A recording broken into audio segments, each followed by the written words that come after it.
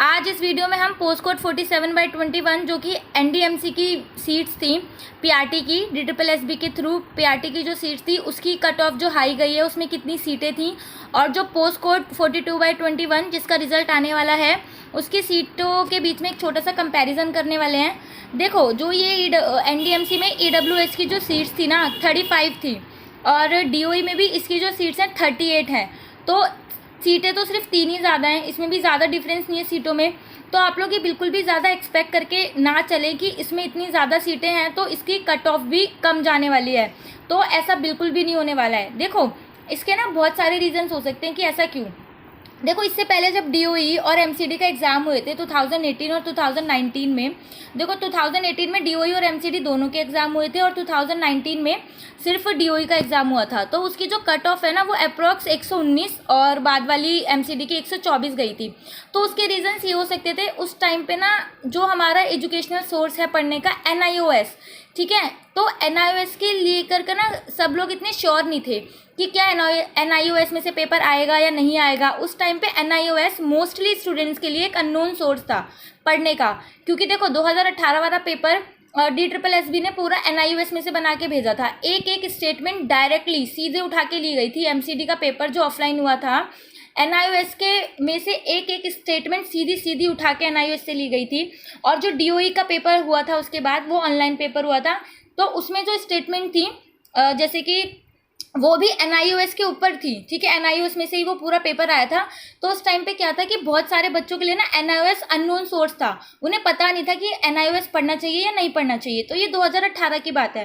फिर 2019 में डीओई की वैकेंसी निकली, तो उस टाइम पे भी ना लोग, बहुत सारे स्टूडेंट्स, उसमें एक मैं भी थी, श्योर नहीं हो पा रहे थे कि क्या हमें इस एग्ज़ाम्स के लिए एनआईओएस तैयार करना चाहिए या नहीं करना चाहिए, क्योंकि हम इतने 100% श्योर नहीं थे कि DSSB उसमें से क्वेश्चंस देगा या नहीं देगा, तो इतना श्योर नहीं था, तो हमें नहीं पता था।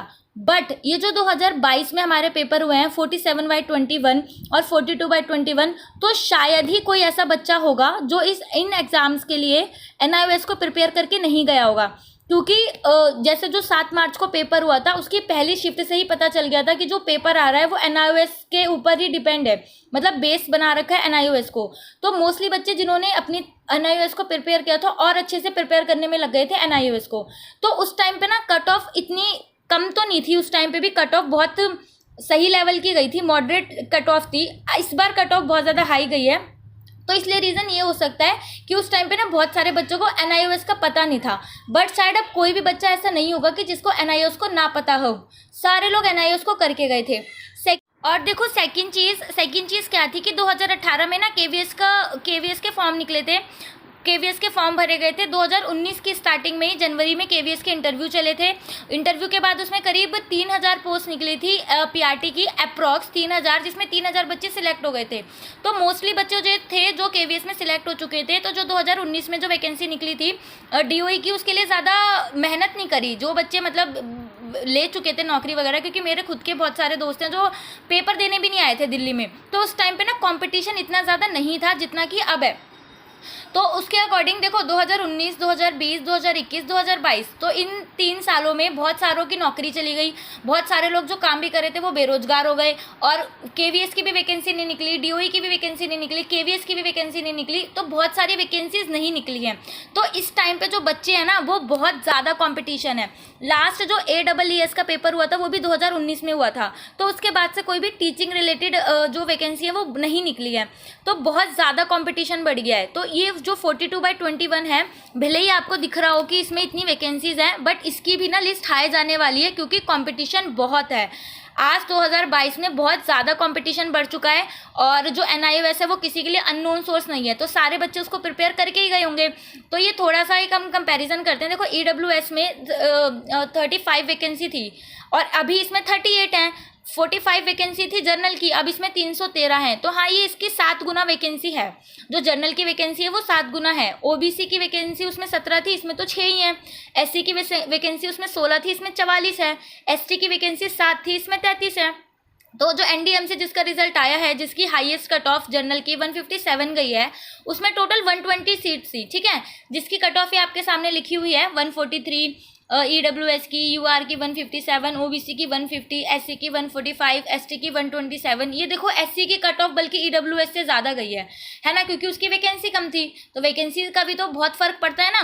तो सेम ये मैं यही कहना चाहती हूँ कि 42/21 की भी जो कट ऑफ है ना, आप उसको 2019-2018 वाली से बिल्कुल कंपेयर नहीं कर सकते, क्योंकि इतनी कम मतलब उतनी कट ऑफ नहीं जाएगी, क्योंकि बहुत ज़्यादा कंपटीशन है और पेपर का लेवल जो था उस टाइम से थोड़ा सा बच्चों के लिए आसान हो चुका है, आसान हो गया है, क्योंकि सोर्स उसके लिए बच्चों के लिए नोन हो चुके हैं।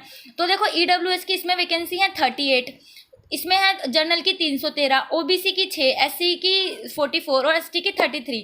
तो जो हमारी एक्सपेक्टेड कट ऑफ है, लाइक उसमें हमारा 113 पे और 116 पे ई डोजियर की कट ऑफ निकली थी, तो इसकी जो ई डोजियर की कट ऑफ है ना 120 की लाइन में तो कैसे भी नहीं जाने वाली है, ये ज़्यादा ही रहने वाली है। तो हम एक्सपेक्टेड कट ऑफ ये लगा सकते हैं कि देखो EWS की एक्सपेक्टेड कट ऑफ रह सकती है 132 से 135 के बीच में, और जनरल की 136 से 142 के बीच में, OBC की 125 से 130 के बीच में, SC की 120 से 125 और ST की 115 से 120 के बीच में, यानी 115 से 120 के बीच में रह सकती है, ठीक है।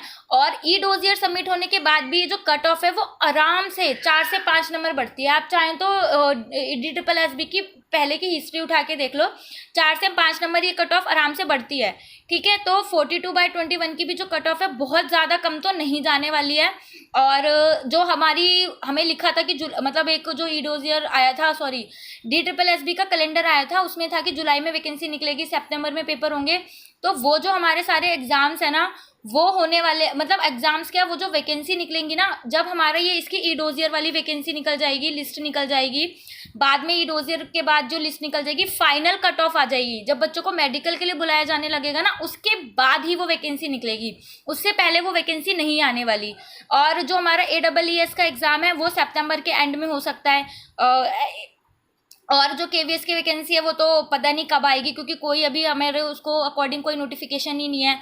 और ये जो हमारा PRT की पोस्ट कोड 42/21 का रिजल्ट है, सब कह रहे थे इस वीक में आ सकता है, इस वीक में आ सकता है, बट ये वीक भी ख़त्म ही हो गया। देखो आज सैटरडे है, कल संडे, ये वीक ख़त्म। और इस वीक में आने का ना रीज़न ये भी था कि इसमें ना वर्किंग डे जो थे ना वो सिर्फ 2 ही थे, पूरे वीक में छुट्टियाँ ही थी, सिर्फ 2 वर्किंग डे थे।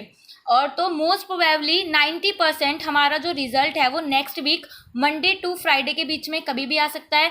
मंडे को वैसे इन्होंने ना एक पोस्ट कोड का ई डोजियर सबमिशन की लास्ट डेट है, तो मे बी उस दिन ना निकाल के ये हमारा रिजल्ट ट्यूसडे को दे दे, बट अदरवाइज ये मेन जो हमारा रिजल्ट है मंडे, ट्यूसडे, वेडनेसडे, मतलब कभी भी दे सकते हैं। नेक्स्ट वीक में हमारा जो रिजल्ट है वो 100% आ जाएगा। और 47/21 का ई डोजियर के लिए इन्होंने लिंक वगैरह ओपन सब कर दिया है, और जो उसका फाइनल कट ऑफ की थी ना 31 अगस्त, ये उसको आगे बढ़ा देंगे, मतलब 5 सितंबर या 10 सितंबर तक उसको डेट को आगे बढ़ा देंगे, क्योंकि वो टेंटेटिव थी और उतने टाइम में सारा प्रोसेस पूरा नहीं हो पाएगा, ठीक है। और